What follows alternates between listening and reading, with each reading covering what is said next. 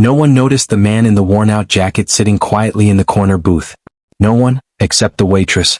Her right hand was wrapped in a dirty, fraying bandage.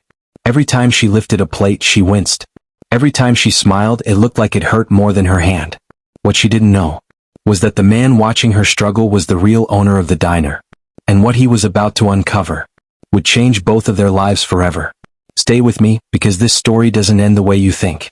Jonathan Hale had built his diner empire from nothing. 27 locations across the country. Awards on the walls. Articles calling him the people's restaurateur. But lately something felt wrong. Sales were dropping. Online reviews mentioned rude managers, overworked staff, cold food.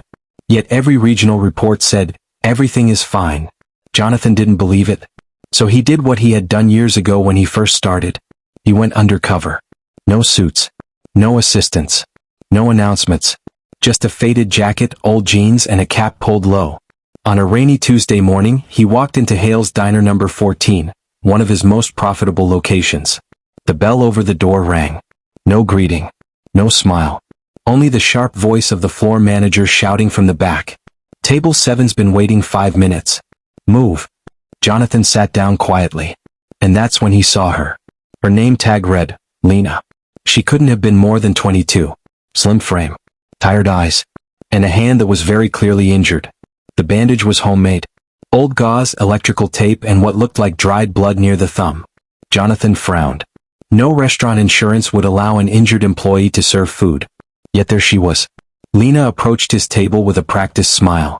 Good morning, sir, she said softly. Coffee? Jonathan nodded. As she poured, her hand trembled. A few drops spilled. Before Jonathan could say a word, a man stormed over. Are you stupid? The manager snapped. His name tag said Mark, floor manager.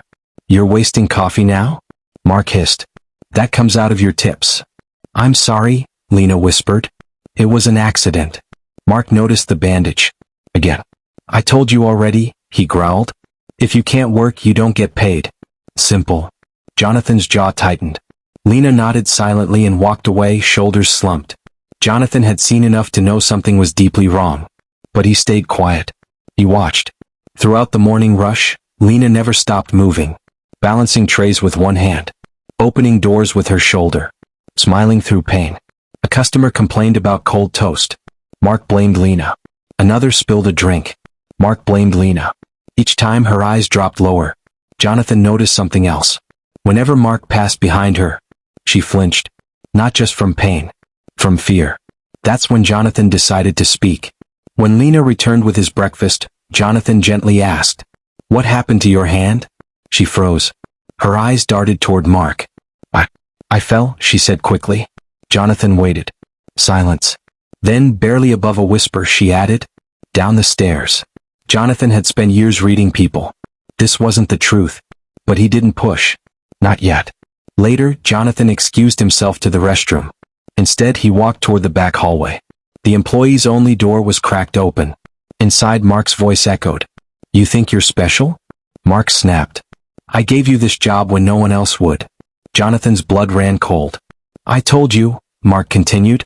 Miss another shift and you're done. A soft voice replied. I can't, my hand. Then came the sound. A sharp thud. And a cry of pain. Jonathan pushed the door open. Mark froze.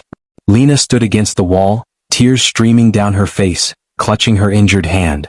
Jonathan didn't shout. Didn't threaten. He simply said calmly, Explain. Mark laughed nervously. Sir, this is a private area. Jonathan stepped forward. I said, he repeated slowly, Explain. Lena broke down. Through tears, Lena revealed everything. She was an orphan. No family. No safety net.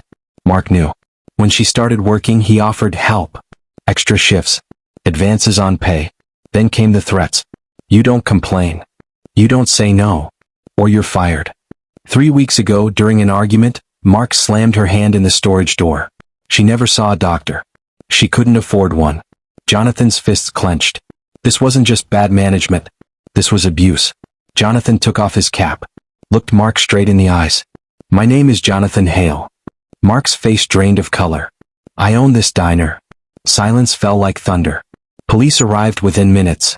Employees watched in shock as Mark was let out in handcuffs. Jonathan shut the diner down for the day. Paid every worker full wages. Then he turned to Lena. "You're not working another shift," he said gently. Her eyes widened. "I'm fired?" Jonathan shook his head. "No. You're protected." Jonathan personally took Lena to the hospital. Paid for surgery, physical therapy, counseling. But that wasn't all. He offered her something she never expected. A scholarship. "You're smart," he told her. "And kind. This world hasn't been kind to you, but that ends today." Lena cried harder than she ever had. An internal investigation followed. 5 managers were fired across different locations. New reporting systems were installed. Anonymous complaint lines. Zero-tolerance policies. Jonathan went public, not to protect the brand but to protect the people. 3 years later, Jonathan walked into the same diner. But this time the place felt different. Warm. Alive. Behind the counter stood a confident young woman in a clean uniform. A healed hand. A bright smile. The name tag read, Lena, assistant manager. She saw him. Her smile widened. "You came back," she said. Jonathan smiled. "I never really left. Sometimes the people who look the weakest are carrying the heaviest burdens. And sometimes, the stranger quietly watching from the corner is the one who can change everything." This story moved you? Don't forget to like, subscribe and share. 'Cause you never know. The next story might change how you see the world.